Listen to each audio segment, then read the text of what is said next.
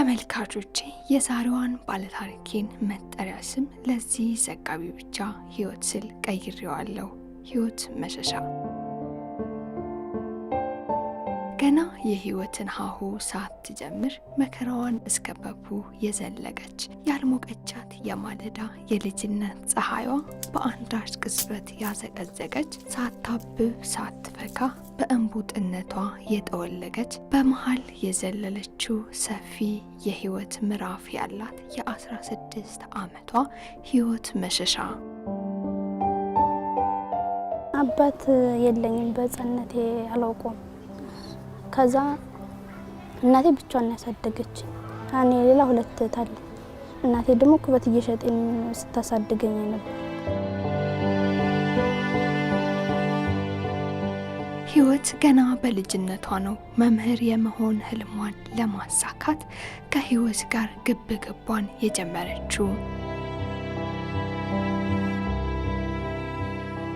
እንደ አብዛኛው የገጠር ልጅ ከበድ ካለ የቤት ውስጥ ኃላፊነት ጎን ለጎን ወደ ህልሟ የሚያደርሳትን የትምህርት ጎዳና ተያያዘችው። ዳሩ የእሷ ፍላጎትና ጥረት ብቻ ከ6ኛ ክፍል በላይ እንድትቀጥል አላስቻላትም።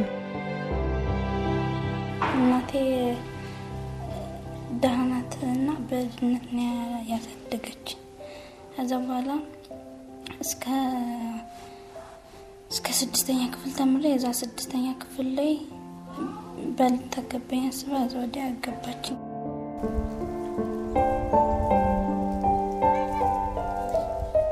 ሩጠው ያልጠገቡ የህይወት እግሮች በትዳር ተቀየዱ።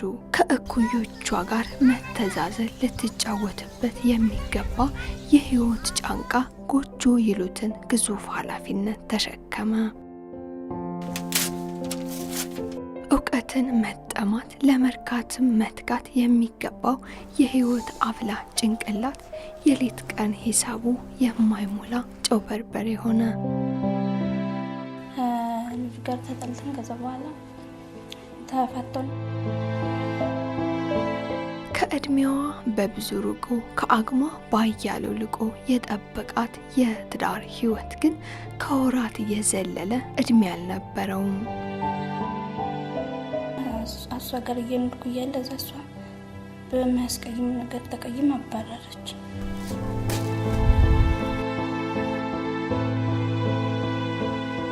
ህይወት ለሌላ የህይወት ፈተና ታጨች።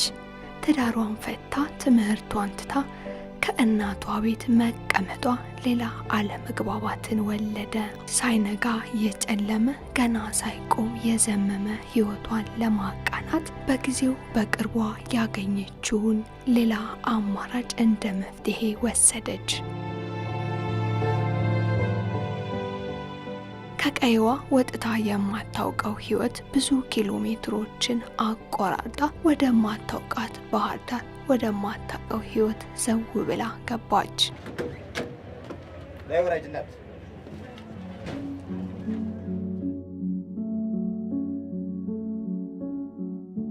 ለስራኔ መጣሽ? ግን አለሽ መታወቂያ የለኝ ያሉ ማለት ነው። ይሯሪኛ ፎርም አለ በእኛ ትገቢያለሽ። እሺ የት ነው ሀገርሽ? ሀገር ነው። ችግር የለውም። አርሴማን እያልሽ ገወይ ነው መታወቂያ ስለሌለ እቺ ችግር የለውም ነው የምልሽ። እግዚአብሔር ነው በእኛ ፎርም እኔ እኮ ላንቺ ብዬ ሰውዬው ይመጣል። ሰውዬው ጋር ቁጭ አድርገን ይመጣል። ሰውዬው በስነ ስርዓት ያወራል። መታወቂያ እንደደደፍና ነገር እናነጋግረዋለን። አምኖ ፈርሞ ዘሽ ይሄዳል። እሺ እኛ እኮ ላንቺ ብለን እሺ አብረሽ እሺ ቆይ እሷ ካለ እና እጅና ያገናኝሻል። እሱ ቢሮ እሱ ነው። እኔ ደንብ ነኝ ነው የምልሽ። እዚህ ደንብ አስከባሪ ነኝ። እኔ እኮ ላንቺ ብዬ ነው እንጂ አይመለከተኝም። የማገኘው ጥቅም ስለሄድሽ ስለቀረሽልኝ። እሺ ግን አቱነ የመታወቂያውን ጉዳይ እሱ ይጨርስልሻል። ወደዚህ ብቻ መጣውና 3 ሳምንት ሰው ቤት እንደቆየ እዛ ዙሬ ተመልሼ ያድኩ። ከ3 ሳምንታት የሰው ቤት ቆይታ በኋላ በእናቴ ቤት ይክፋኝ የሀገሬ ጅብ ይብላኝ ብላ የሰራሁበትን እንኳን ሳትል ወደ ትውልድ ቀይዋ ተመለሰች። ዳሩ ይሆናል ብላ ያሰበችው አልጠበቃትም። እየየም ሲደላ እንዲሉ ቢከፋም ቢለማ ከእናቴ ጋር ልኑር የሚል ውሳኔዋ በእናቷ ተቀባይነትን አላገኘም። 3 ሳምንት ሰው ቤት እንደቆየሁ እዛ ዙሬ ተመልሼ አድኩ። ከዛ እናቴን ይቅርታ ስጠይቃት አልቀበልም ይቅርታ ስትለኝ እዛ ጓደኛ ነበረች እሷም ቤተሰብ ጋር ተጣልታ እና 1 ወር አብረን ቆየሁ። በዛው በቀይዋ ከጓደኛዋ ጋር ለ1 ወር የቆየችው ህይወት በአማራጭ ጦት ትቅርብኝ ብላ ወደ ሸሸቻት ባህር ዳር አይሆነኝም ብላ ወደ ተወቹ ስራ ከባልንጀራዋ ጋር ተመለሰች። 1 ወር እሷ ጋር እንደቆየን እዛ ወደዚህ ወደ ባህር ዳር መጣን። ከዛ ወደ ባህር ዳር ከመጣን በኋላ በመጀመሪያ የምታውቃት ደላላ ነበር እሷ እዛ ቀበሌ 7 እሷ መጀመሪያ ወደ ሰው ቤት ይዘ ሄድሽ በኋላ እሷ ወደ ኋላ ቀረች። ከጓደኛዋ ቀድማ ስራ አገኘች።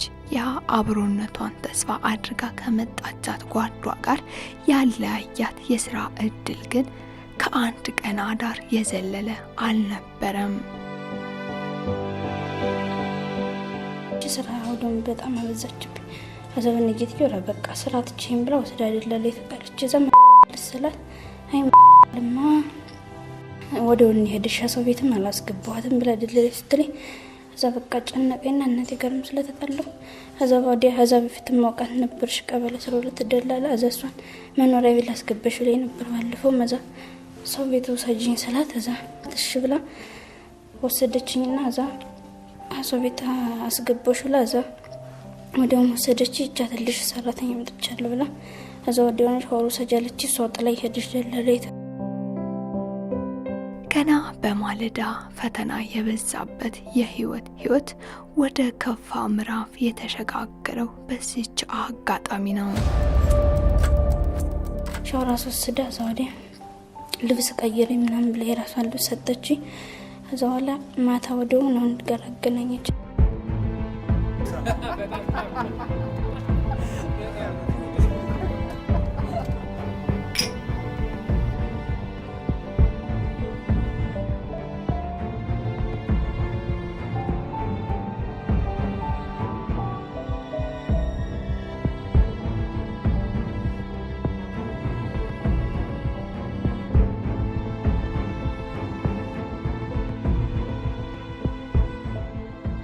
እዛ ጧት ወጣኔ ስላት ደበደበች እዛ ያለች አሁን ነገር ታገናኘኛለች።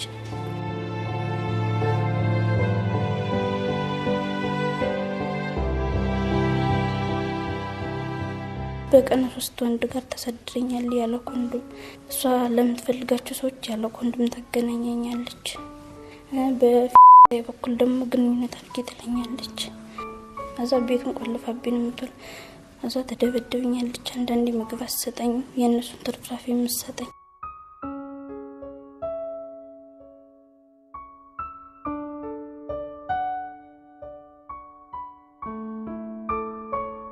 እዛ መጨረሻ ቀን ቅዳሜ ቀን ነበረ እስከ 10 ሰዓት ጠዋት ጀምራ ምግብ አልሰጠኝ ስትል እዛ ስጪ ስላት እሷም መጠጣት ተሳክራ ነበር። ባዶ መጠጣት እየጠጣች እዛ ለወጣኔ ስላት ምግብ ስጭኝ ያልተቀረ ለወጣኔ ስላት እምቢ አለች። እዛ ደበደበች። እዛ ሰዎቹ ሲደበደቡ ያዙልኝ። እዛ ወጥቼ ያልኩና ደወሉልኝ ከጃምቦ ቤት የሚጠጡ ሰዎች። እዛ ለፖሊስ ሲደውሉልኝ 6ኛ ጣቢያ ፖሊስ መጥተው ወደዚያ መጡ።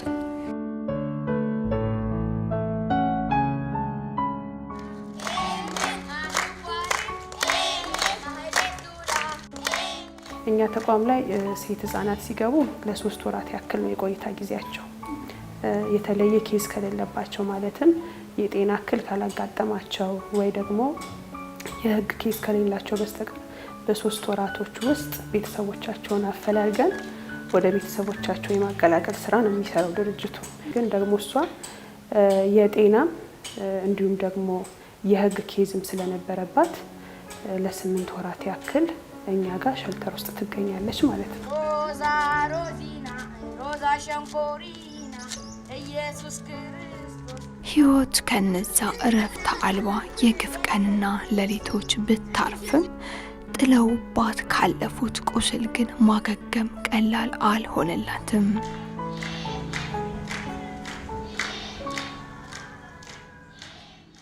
ያጋጠማት ነገር ለሷ አዲስ ከመሆኑ አንፃር ብቸኝነት፣ ትንሽ የባህሪ ደግሞ አለመግባባት ከልጆች ጋራ እንደዚህ አይነት ነገሮች ይታይባት ነበረ። ከስነ ልቦና አንፃር በጣም ተጎድታ አንዳንዴ የእንደዚህ አይነት ጥቃት ሴክሹዋል ጥቃት የሚደርስባቸው ህጻናት በእነሱ ብቻ የደረሰ ይመስላቸዋል። በቃ ዓለም የተደፋባቸው ነው የሚመስላቸውና በጣም በስነ ልቦና ተጎድታ ከዛ ደግሞ በተጨማሪ ከልጆች ጋር ይሄ የመጫወት ከነሱ ጋር አብራ ኢንተራክት የማድረግ የዛ አይነት ክፍተት ነበረባት።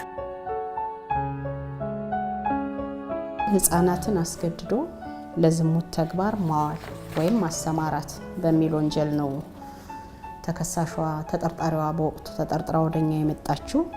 ወደ ሴትዮዋ ቤት ያመጣቻትን ደላላ እሷንም አብሬ ምርመራ የጀመርኩበት ኮንዲሽን ያለ ያንንም ምርመራውን እያካሄድኩኝ ጊዜ ቀጠሮ ጠይቄ ፍርድ ቤት አቅርቤ በጊዜ ቀጠሮ ከቆዩ በኋላ ፍርድ ቤት በዋስ እንዲወጡ የዋስ መብታቸውን ጠብቆላቸዋል። ፍርድ ቤቶች አይተው ሳይሆን አዳምጠው ነው ውሳኔ የሚሰጡት።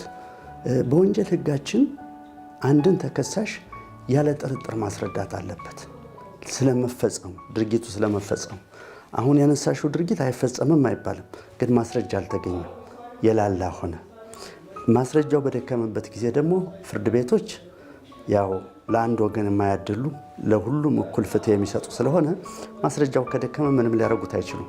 ስለዚህ ፖሊስ መጀመሪያውኑ ይህንን ምርመራ ሲያደርግ በጥንቃቄ እንዴት መቼ ምን እንደተሰራ አጣርቶ ቢያገኝና ሰዎችን ማስረጃ አድርጎ ቢቆጥር ኖሮ ውጤት ይኖረው ነበር። ስለዚህ አሁንም ምርመራውን እንደገና ማድረግና ለፍትህ ማቅረብ ነው የሚጠበቅበት።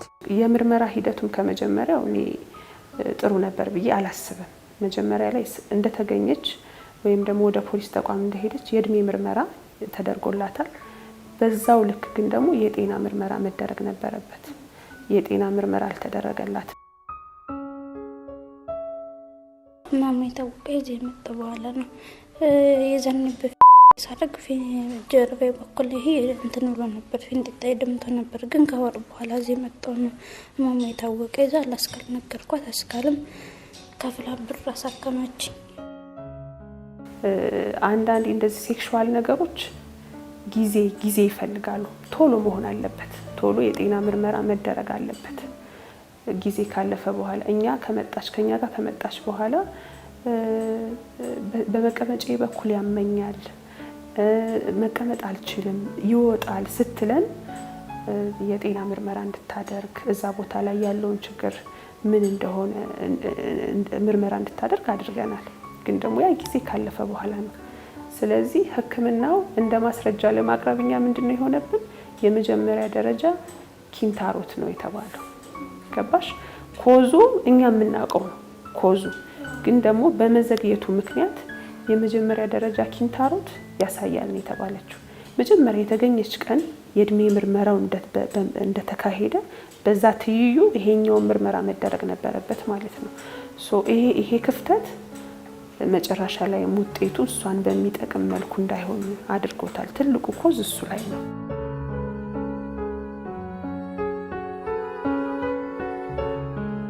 ፍትህ ሲከበር ለበዳይ የጥፋትን ዋጋ ይሰጣል፣ ተበዳይንም ከጥፋተኝነት ስሜት ያድናል። ፍትህ ሲከበር ለበዳይ በማህበረሰቡ ዘንድ እንደ ወንጀለኛ፣ ተበዳይን በፈተናዎች ውስጥ አልፎ ድል እንዳደረገ ጀግና እንዲታይ ያደርጋል። ፍትህ ሲከበር በተበዳዩም ሆነ በሌሎች ላይ የሚደርስን መሰል ጥቃት ይመክታል። ሕይወትም ስብራቷ ይጠገን፣ ቁስሏም ይሽር ዘንድ የፍርድ ሂደትና ውጤቱን በተስፋ ትጠብቅ ነበር።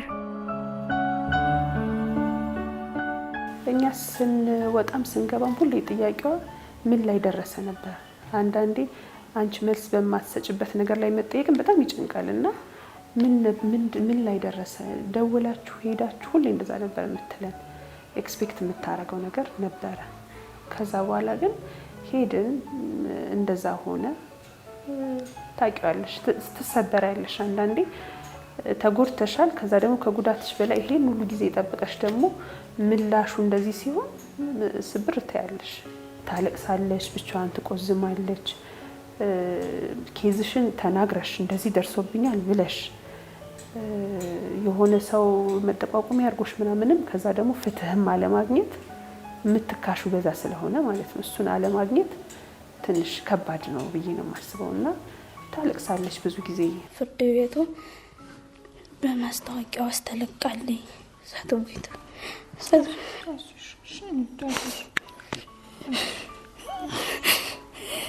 አሽሽማ አታልቅሽሽ በማስታወቂያ ውስጥ ተለቃለኝ ሳትወይቱ ተባልኩ። ከዛ ፍርድ ቤቱን ተዘጋ።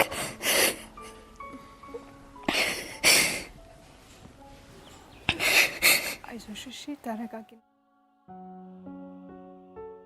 100% ወንጀል ሲፈጸም ካላያችሁ የሚባል ነገር እሱ ትንሽ ክፍተት ያለው ይመስለኛል። ምክንያቱም አሁን ባልኩሽ ነገር ሰው ራሱን እያጋለጠ ወንጀል አይፈጽም። በተለይ እነዚህ ህፃናት ላይ እና ሴቶች ላይ የሚፈጸም ነገር በጣም ሚስጥሩን በጠበቀ አግባብ ነው የሚሆንና ወደፊት በህጉ የራሱን እያየ ይሄን ከገጠመኝም ከስራም አንፃር ያለውን ልምድ እያየ ስለሆነ እንደዚህ አይነት ነገር ወደፊት ትኩረት ተሰጥቶ ለሴቶችና ለህፃናት ምን ይሆን የሚለው ነገር ቢታይ። አሁን በስራ ላይ ያለው ህግ በእውነቱ ከሆነ ከበቂ በላይ ጥናት ተደርጎበት የተደረገ ችግራችን የኛ ያፈጻጸም ችግር ነው። ወደ ፍርድ ቤት የምናቀርብበት ሂደት ነው እንጂ ህጉ በግልጽ ተቀምጧል። ለምሳሌ መድፈር፣ አስገድዶ መድፈር፣ አሰቃቂ ሁኔታ ካለው እስከ እድሜ ልክ ድረስ እኮ እስከ 25 ዓመት ቅጣት ተደንግጓል። ስለዚህ ይሄን የማስረዳት ሸክም ነው ያቃተንኛ። ይሄ ደግሞ የምርመራ ሂደታችን ደካማ መሆኑ ነው። ህብረተሰቡም ስለሚሸፍን ነው፣ ስለሚደብቅ ነው። ምስክር አይሆንም። ለእንደዚህ አይነት ጉዳይ መጥቶ እኔ መሰክራለሁ፣ እቺ ልጅ ልጄ ናት፣ እቺ ልጅ እህቴ ናት፣ ነገ የህብረተሰብ ክፍል ናት ብሎ አይደለም። አቃቢ ህግና ፖሊስ ግን ተቀናጅተው ተቋማቸውም የፍትህ ተቋም እንደመሆናቸው መጠን አንድን ድርጊት ተፈጸመ ሲባል በወርቃማ የምርመራ ዘዴዎች እስር ድረስ ፈልፍለው በማውጣት በማግኘት ይህንን ወንጀል የፈጸመው ከሌ ነው ብለው በበቂ አስረድተው ተገቢውን ቅጣት እንዲወስድ ማድረግ ጥረት ይደረግባቸዋል። ኢቭን ደግሞ ግን ባሉን ህጎች ጀንደር ሴንሲቲቭ የሆኑ ሰዎች ተቀምጠው አሁን ለምሳሌ ጥቃትን እንደ ኖርማል ወንጀል ወይም እንደ ኖርማል ወንጀል የሚያይ ሰውና ጀንደር ሴንሲቲቭ የሆነ እንደዚህ አይነት ፔኑ የሚሰማው ሰው እዛ ቦታ ላይ ቢቀመጥ አንቺ ባሉት ህጎችን ቢሆን በወጡት ህጎች በደንብ መስራት ይቻላል ብዬ አስባለሁ። ጉዳዩን የያዘው አቃቢ ህግ ጋር በጋራ በመሆን እዛው ድረስ ሰዎቹን በማፈላለግ ተቀጥራበት ከነበረው ቤት ውስጥ እዛው አካባቢ ደግሞ ያዩኝ ነበረ ስትዘጋኝ ያለቻቸውን ሰዎች ሂደን ራሳችን ቃል እንዲሰጡ አድርገን የምርመራ መዝገባችን አካል አድርገናል። ምርመራ መዝገቡን ያው የሚመለከተው አካል ከመረመረው በኋላ ግን 42 አንድ የሚባል አለ ተጨማሪ ማስረጃ ሲኖር የሚንቀሳቀስ አሁን በቀረበው ነገር ላይ ግን በእነዚህ ሰዎች ላይ ክስ አያስመሰርትም ብለው ምርመራ መዝገቡን ተዘግቶ የተመለሰበት ሁኔታ ነው። 42 አንድ የሚባለው አቃቢ ህግ በፖሊስ ተመርምሮ የቀረበው ክስ እኔ ፍርድ ቤት አቅርቤ ልከራከርበት ብቃት ስለሌለው ሚዛን ስለማይደፋ ብሎ የሚዘጋበት 42 አንድ የህግ ድንጋጌ ለአቃቢ ህግ የተሰጠ ነው። በዚህ ድንጋጌ ቅር የተሰኘ ሰው ወደ በላይ መሄድ ይችላል፣ ወደ አቃቢ ህጎች ኃላፊዎች መሄድ ይችላል። ግን ይሄ ማለት ክሱ ለዘላለም ይቆማል ማለት አይደለም። ይህንን ምርመራ በበቂ ማስረጃ ማስደገፍና ማጣራት ፖሊስ ይጠበቅበታል እንጂ መዝገቡ ተዘግቷል ብሎ መተው የለበትም። እንደነዚህ አይነት ጥቃቶች ሰው አስቀምጠሽ የምትፈጽሚው አይደለም። ለዚህ ጥቃት እኔ ምስክር መጠየቅ አግባብ ነው ብዬ አላስብም። ሰው ቤት ሲሰርቅ እንኳን ተደብቆ ነው አይደለም እንደዚህ አይነት ግንኙነት ሲፈጽም የህግ ሰዎች ይሄን ከምን አንፃር እንደሚያዩት ባላቅም ማለት ነው። የህግ ባለሙያ አይደለሁም። እንደነዚህ አይነት ክፍተቶች ሌሎችን በሚጠቅም መልኩ ኢንተርፕሬት ሊደረጉ ይችላሉ ብዬ አስባለሁና እዚህ ላይ መስራት ብንችል ፍትሐ ብሔር 50+1 ነው። እኔና አንቺ ተከራክረን 50 ሲደመር አንድ እኔ ካስረዳው ይወሰንልኛል። ወንጀል ግን ቢዮንድ ሪዝነብል ዳውት በሚባለው አስተሳሰብ ማስረዳት አለበት። ለምሳሌ ሰረቀ ሲባል ሲሰርቅ የተያዘ መሆኑን ማስረዳት አለባቸው። ይህንንም ተግባር ሲፈጸም አደረግን ሲባል ይሄ መፈጸም አለበት። ይሄ ባልሆነበት ሁኔታ ፍርድ ቤቶቹ ቅጣትን አይጥሉም፣ አይወስኑም። ለጥርጣሬ ክፍት ነው። ህይወት በዳዩን ለመበቀል አቁሳዩን ለማቁሰል አይደለም ፍላጎቷ። እሷ ያየችው አበሳ ለሌሎች እንዳይተርፍ በሷ የደረሰ በሌሎች እንዳይደገም በኔ ይብቃ ማለት እንጂ። እኔ በቃ ሰትቦይቶ እንደኔ አይነቶቹ ላይ ጉዳት እንዳታደርስ በቃ ታስራ እስከ ህጉ በሚፈቅደው ታስራ በቃ እዚህ በኋላ ደግም እንዳታደርግ በሌሎቹ ላይ ነው። እኔ ሰው አንዴ ተደርሶብኛል እንግዲህ ይችላልው ለሌሎቹ እንዳታደርስባቸው እዚህ በኋላ ብትታሰር ጥሩ ነበር፣ ግን እነሱ በነጻ ለቀቋት።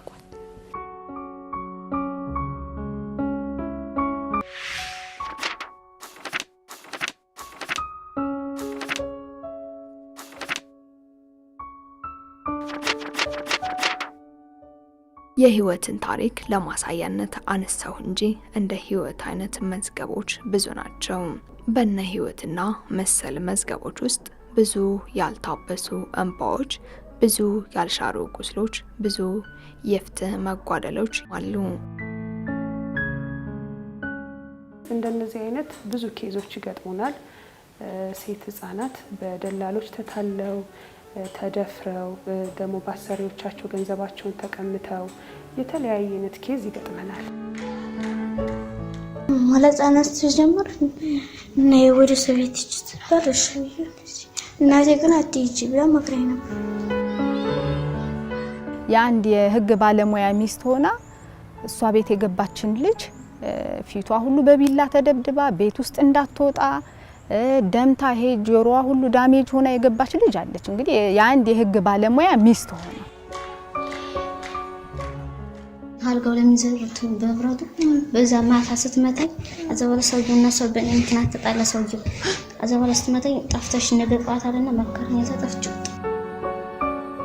ልጆች ናቸው ያጠፋሉ፣ ግን ሲያጠፉ ደግሞ በመምከርና ወደሚመለከተው አካል በመውሰድ ልጆቹን ብንታደጋቸው ብዬ ለማስበው። እነዚህ ህጻናት የሚመጡት በአቻ ግፊት ሊሆን ይችላል፣ በኢኮኖሚያዊ ችግር ሊሆን ይችላል፣ በአካባቢያቸው ላይ ባለ የተለያየ ተጽዕኖ፣ ለምሳሌ ያለ እድሜ ጋብቻም ሊሆን ይችላል። አሁን ወቅታዊ ከሆኑ ሁኔታዎች ደግሞ ግጭት አለ። ከእንደነዚህ አይነት ነገሮች ሸሽተው የሚመጡ አሉ። እናስተምራቸዋለን ብለው ከአካባቢያቸው ከቤተሰቦቻቸው ነጥለው የሚያመጡ ዘመዶች አሉ። እዚህ ከደረሱ በኋላ እንግዲህ ለተለያዩ ችግሮች ይጋለጣሉ፣ ወደማያውቁት ጎዳና ህይወት ይወጣሉ እና ሲመጡ እንግዲህ የተለያየ ጥቃት ይደርስባቸዋል። ወሲባዊ ጥቃት የሚፈጸምባቸው አሉ። ሰርቶ ገንዘባቸውን የሚከለከሉ አሉ። የድብደባ ጥቃት የሚደርስባቸው አሉ። ከእቴ ማለት ደውዬ ከዛው ሀገር የሳድ ነው ከዛ ነው ይቀበልሻለሁ አለች። እዚህ ባህር ዳር ናት እህትሽ? እሺ አለች። መጥቼ ደግሞ በሹፌሩ ስልክ ደውል አሰራለች። እሺ ከዛ ሹፌሩ አሰደረኝ አልጋ ቤት። አሰው ቤት ገቡ፣ ድላላ ወሰዱኝ። ማረሰው እንግዲህ በቅርቡ በጣም ትንሽዬ ልጅ እንደዚህ አይነት አጋጣሚ የገጠማት።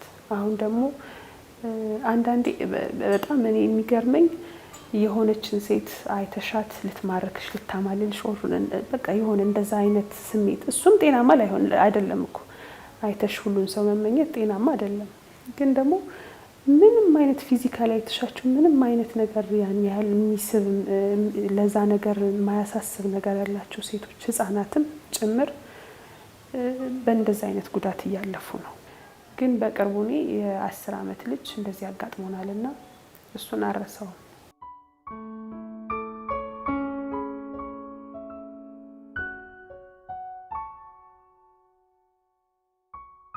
ተመልካቾቼ እንግዲህ የህይወትን ታሪክ እንደመነሻ አድርገን አቀረብንላችሁ እንጂ እጅግ በርካታ ሴቶችና ህጻናት በአይነቱም ሆነ በመጠኑ ሰፋ ያለ ጉዳት እየደረሰባቸው ይገኛል። እንግዲህ እኛም ይሄን መረጃ ለማሰባሰብ በተለያዩ የማገገሚያ ማዕከላት ተገኝተን ነበር። ብዙ የሚያሳዝኑ ታሪክ ያላቸው ልጆችን ያገኘንበት ሁኔታ ነበር።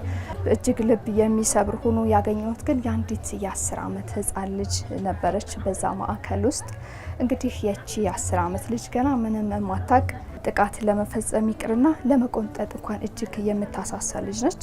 ነገር ግን ጥቃት ያደረሱባት ሰዎች ጉዳቱን ከማድረስ ወደ ኋላ አላሉ። ገና ሩጣ ያልጠገበች ተጫውታም ቦርቃም ያልጨረሰች ልጅ ናት።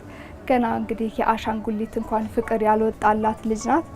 እንግዲህ በዚህ ማገገሚያ ማዕከል የተለያዩ የስነ ልቦናና የጤና ክትትል ሌሎችም አገልግሎት ይሰጣቸዋል። ነገር ግን ይች ልጅ ወደ ቤተሰቦቼ ካልተመለስኩ እያለች በጣም እያስቸገረች ነበርና እንግዲህ ትልቁ ምክንያቷ በጣም የሚያሳዝነው ነገር እዛ ቤት ጥላት የመጣቻት አሻንጉሊቷ ስለናፈቀቻት ነበር።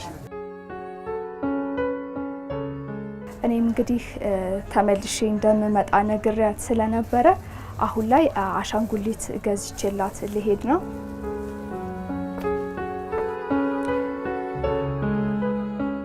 ያይሽ እኔ እንደዚህ አይነት ነገር ይሆናል ብዬም አላሰብኩም። ትምህርት ቤት ሲሄድ አንድ ቀን ብዙ ቀን ሲከታተል ነው። ብዙ ቀን ወንዶች ናቸው። እሺ በጣም ይከታተሉ ነበርና አውሪኝ አለ የማላውቀው ሰው ጋር አላወራም ብዬ ትቻለሁ። በሁለተኛው አውሪኝ አላወራም ስለ በሶስተኛው ከተይዘኝ ከዛ አይሽ ስለሽ ምን እንዳረጉኝ አላውቅም። ባያጁ ሳስገብተው ሀሰተኝና ሆነ ጠጥቶት በኋላ ምንም እንዳረጉኝ አላውቅም። ዛ ስነሳ አተራሰኝ ነኝ ታትምርት ቤት ጀፍኑ ስነሳ ደም ተወክሎ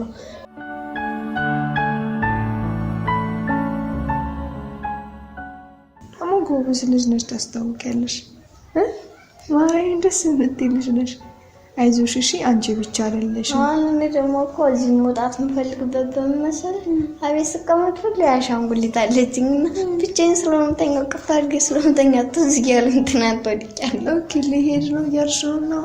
እሄዳለሁ። አትሄጂ፣ አሻንጉሊቴን ያምጡልኝ እና ይልኩልሻል። እዛ ስትሄጂ ደግሞ ሰው የሆነ ነገር ስለሚልሽ ይደብራል። በጣም የሚያስጠላው ነገሩ እስኪረሳሳ ድረስ በዚህ ትንሽ ቆይ ወይ እንዲልኩልሽ አድርጊ። አቤት ስቀመጥ ህፃናት አለችኝና አሻንጉሊት እቺን ራስ አሻንጉሊትና እንደዚህ አይነት አለ። ከዛ ሰው መጫወቻው ስላለ ቁጭ ብለን ስንጫወት ትዝ እያለኝ አልቅሻለሁ።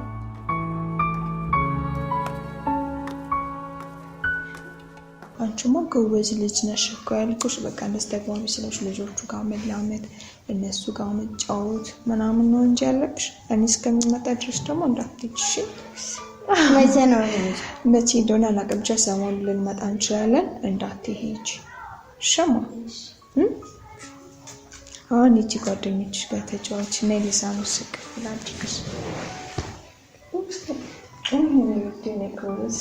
ቻው። እሺ፣ እወድሻለሁ። እሺ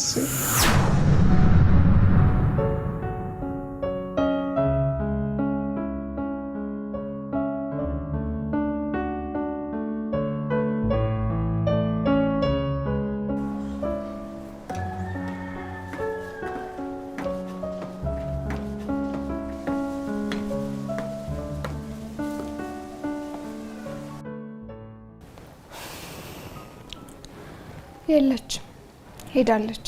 አገኛታለሁ ብዬ አስቤ ነበር።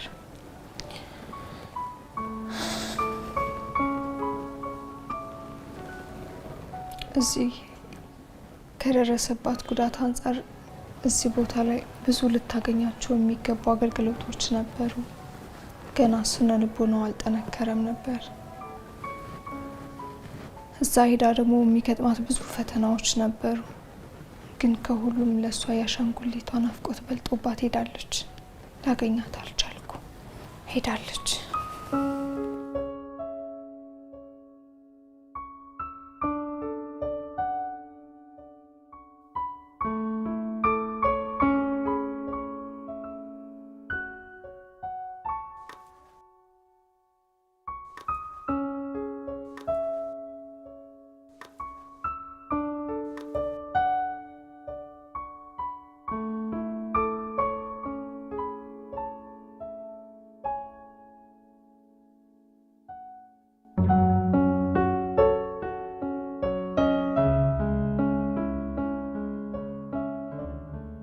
ለመናገር የሚከብዱ ካስተማሪነታቸው ይልቅ ለሌላው ጥሩ ያልሆነ ልምምድ የሚያሳዩ ኬዞች እየሆኑ ምን ተዋቸዋሉ። ብዙዎቹ እንደውም ሪፖርት ስለማይደረጉ ነው። እድለኛ ናቸው እንደውም ሪፖርት አድርገው እንደዚህ አይነት ሸልተር ውስጥ ገብተው ሪሃቢቴት ሆነው የሚወጡ በጣም እድለኞች ናቸው። በርካታ ኬዞች የማይወጡ ይኖራሉ። የማይወጡት እንዲወጡ ነው እኛ ግንዛቤ የምንፈጥረው። እነዚህን ኬዞች ከቤት እንዲወጡ በማድረግ ረገድ ማህበረሰቡ ላይ ነው ግንዛቤ የምንፈጥረው። ከወላጅ ጀምሮ ስለሆነ የሚደብቀው የሚደራደረው ከወላጅ ጀምሮ ስለሆነ፣ ስለዚህ ማህበረሰቡ ላይ ወላጆች ላይ ግንዛቤ እንፈጥራለን። ለምን ጥቃት እንዲወጣ። የህብረተሰባችን የንቃተ ህግ ግንዛቤ አናሳ በመሆኑ ነው እየተሸፋፈኑ የሚቀሩት ማለት ነው። ምን ትሆናለች ታዲያ ደርሳ ይል እንዴ ተብሎ እንድትደፈር እንድትቀጣ እየተደረገ ያለበት ነው። ጉዳት አድራሹን ሳይሆን ሰው የሚያገለው ጉዳት የደረሰባትን ነው። ስለዚህ ማህበረሰቡን በደንብ በማስገንዘብ ጥቃት የደረሰባቸው ሴቶች እንዲወጡ፣ የፍትህ አገልግሎት እንዲያገኙ፣ የህክምና አገልግሎት እንዲያገኙ ግንዛቤ በመፍጠር ረገድ እየሰራን ያለ ነው። ይሄም ሆኖ ግን አሁንም በደንብ መስራት ይጠይቃል። በሽማግሌ የሚባል ድርድር አለ። በቃ ታይ ሆኗል አንድ ጊዜ በቃ ይካስሽ ምናምን ተብሎ ድፍንፍን ብሎ ይቀራል እንጂ ህግ ፊት ቀርቦ በበቂ ማስረጃ ተገቢው ቅጣት ከተሰጠው ለሌላው አስተማሪ ነው የሚሆነው። ለምን እንዲህ ከሰራ ይሄ ቅጣት ይጠብቃል ተብሎ ማስተማሪያ ይሆናል ማለት ነው። ይሄን ህብረተሰብ ይዞት ተሸክሞት የመጣውን ባህል ልማድና ወግ በአንድ ጊዜ አራግፎ ለመጣል ከፍተኛ ጥረት ይጠይቃል። ማስተማር፣ ማንቃት፣ ማብቃት፣ ህብረተሰቡ ማንቃት ያስፈልጋል። አሰሪና ሰራተኛን የሚያገናኙ በተለምዶ ደላላ የሚባሉ አሉ። እነሱም ቢሆን በእንትን ሊታወቁ ይገባል፣ በህግ ሊታወቁ ይገባል፣ ፈቃድ ሊኖራቸው ይገባል። ይህ ሴተኛ አዳሪ ውስጥ ህይወት ውስጥ እንዲቀላቀሉ ያደርጓቸዋል። ወይም ደግሞ ለነሱ በማይመጥን ቦታ ላይ ገብተው እንዲሰሩ ህፃናት ለምሳሌ መስተንግዶ ላይ እንዲሰሩ ከዛ ላይ ጥቃት እንዲፈጸምባቸው የሚያደርጉ ደላሎቹ ናቸው። አሁን ላይ እንደውም ይሄ ትምህርት ካለመኖሩ ጋር ተገናኝቶ ወደ ከተማ ሄጄ ሰላም ወዳለበት ሰርቼ ለሚቀጥለው ዓመት ደብተር እስክሪብቶ ገዛለሁ፣ ልብስ ገዛለሁ፣ ቤተሰቤን አግዛለሁ ብለው የሚመጡ ልጆች ቁጥር ብዙ ነው። ብዙ ልጆች ናቸው የሚመጡትና እዚህ እንደመጡ ደግሞ መጀመሪያ የሚያገኛቸው ደላሎችን ነው። መታወቂያ የለሽም፣ እንደዚህ የለሽም፣ እኔ እንደዚህ ያስቀጥርሻለሁ ብሎ ወደ ሴተኛ ዳሪነት ህይወት ማስገባት፣ የሰው ቤት ራሱ ኢቭን ካስገባቸው በኋላ ነይ ውጪ ብሎ ከዛ ማስወጣት፣ በእነሱ ጉልበት እነሱ መተዳደር ማለት ነው። እንግዲህ በአነስተኛ ገንዘብ መቀጠር፣ በትንሽ ገንዘብ መቀጠር፣ ከዛ ደግሞ ገንዘባቸውን መቀማት፣ ከዛ አለፍ ሲል ደግሞ በእነሱ በራሳቸው መደፈር ይደርስባቸዋል። እንደነዚህ አይነት ብዙ ኬዞችም ይገጥሙናል። አሁን ያለው የጥቃት መጨመር ከሰላም እጦቱ ጋር ተያይዞ የሚመጡ በርካታ ችግሮች አሉ። ሰላም ባጣን ቁጥር የቤት ውስጥ ጥቃቶች ይጨምራሉ። ከቤት ውጭ ያሉ ጥቃቶችም በተመሳሳይ ይጨምራሉ። ከቁጥጥር ውጭ ወጥቶ በጣም ትልቅ የማህበረሰብ ችግር ሆኖ ከመምጣቱ በፊት ኃላፊነት ያለበት የህግ አስከባሪ አካል ቁጥጥር ቢያደርግ፣ ህብረተሰቡ ከህግ አካላት ጋር ተባብሮ እንደነዚህ አይነት ነገሮችን በጋራ የምንከላከልበት ነገር ቢኖር ጥሩ ነው። ከገጠር ነው የሚመጡ ከተማ ላይ ሲታዩ እነዛ ልጆች ምን ፈልጋችሁ ነው በማለት ማህበረሰቡ ይዞ ወደሚመለከተው አካል ጥቆማ አድርጎ ልጆችን ወደ ተገቢው ቦታ እንዲደርሱ ማድረግ። ህጎች በህግ ደረጃ ከወጡ በኋላ ህብረተሰቡ እንዲያውቃቸው መደረግ ከፍተኛ ጥረት ይጠይቃል። ልጃቸውን ከ18 ዓመት በታች ሲድሩ ታያለሽ። ገጠር ብትወጪ ግን ለመንግስት የሚያቀርቧት ትልቋን እህቷን ያቀርቡና የምትዳረው ግን ትንሿ ትሆናለች።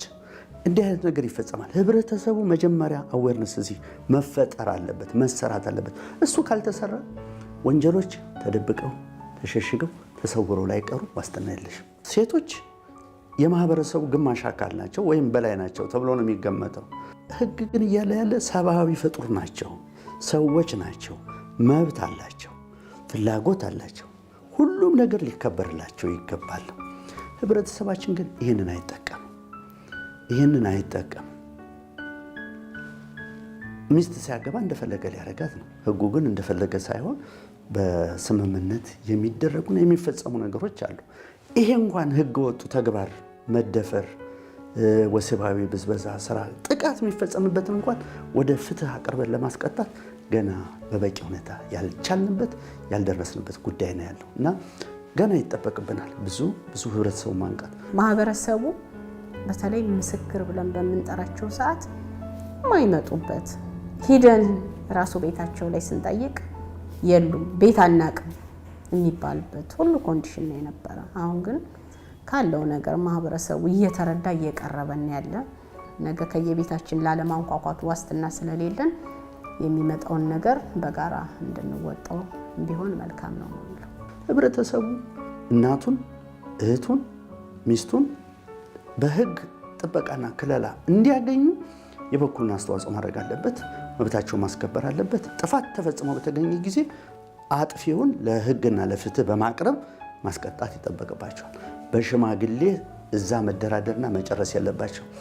እሱ ታስሮ ምን ትጠቀሚያለሽ ነው የምትባለው። ገና ሲጀመር ምን ትጠቀሚያለሽ ወይንም የትገባ ምንም አትጠቀሚ እንድናርግ ይሄ ሰጥሽ ያይደረግልሽ አይነት ካሳ ነገር ነው የሚታሰበው እንጂ የፍትሁ ጉዳይ ብዙ አይታይ። የሴትዮዋ መብት የልጅቱ መብት አይከበርም።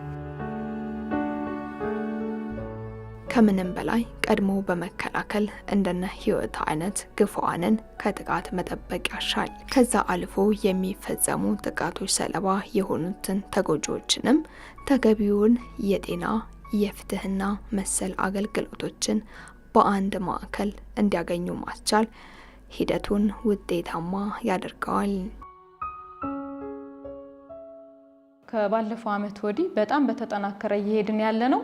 የስነ ልቦና ድጋፍ ካገኘች የህክምና ድጋፍ ካገኘች ሴቶቹ ይወጣሉ ከጤና ተቋሙ። ይሄ እንዳይሆን እዛው እንዳለ ኬዙ እንዲያዝ ዋን ስቶፕ ሴንተር ላይ እዛው እንዳለ ፖሊስ ተመድቦ ኬዙ እንዲያዝ ክትትል እንዲደረግበት እየተሰራ ነው ያለው። ይሄ ምንድነው የሚቀንሰው? በየመሃሉ እየገባ ሀሳቧን እንዳያስቀይራት ማንም ተደራዳሪ እንዳይላት እዛ እዚህ አንዴ የፍትህ ተቋም አንዴ የህክምና ቦታ ስትመላለስ እቺ እኮ ነች እቺ እንደዚህ ሆና ነው እንዳትባል ለዛ ነው ዋን ስቶፕ ሴንተሮች የተቀመጡትና ስፔሻሊ እንደዚህ አይነት ከወሲብ ከጥቃት ጋር በተገናኘ ያሉት ኬዞች የአንድ ማዕከል አገልግሎት ላይ ማለቅ ቢችሉ በደንብ ውጤታማ ስራ እንሰራለን ብዬ አስባለሁ። ብዙዎቹ የሚበላሹብን ኬዞችን በየጣቢያው ምርመራ የሚደረጉት ላይ ናቸው። ዋን ስቶፕ ሴንተር በክልል ደረጃ ከ3 ያልበለጡ ነው የነበረው። ከጤና ተቋም ጋር በመገናኘት አገልግሎቱ እንዲሰፋ በሁሉም ሆስፒታሎች እንዲኖሩ በተለይ በዋና ዋና በዞን ከተሞች እየሰፋ ያለበት ሁኔታ ነው ያለው።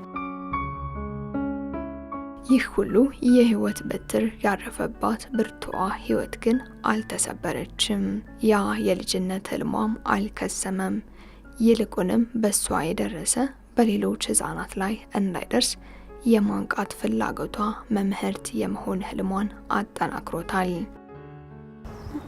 እኔ ከዚህ ከእናቴ እንደድኩ እናቴን ይቅርታ ጠይቄ ትምህርቴን ተምሬ ጨርሼ ተመርቄ መምህር ሆኜ ህዝብን ማስተማር ነው የምፈልግ። ህዝቦች እንደኔ እንዳይሆኑ ልጆችን ማስተማር ነው የምፈልግ። ለዛ ነው መምህር መሆን የምፈልግ።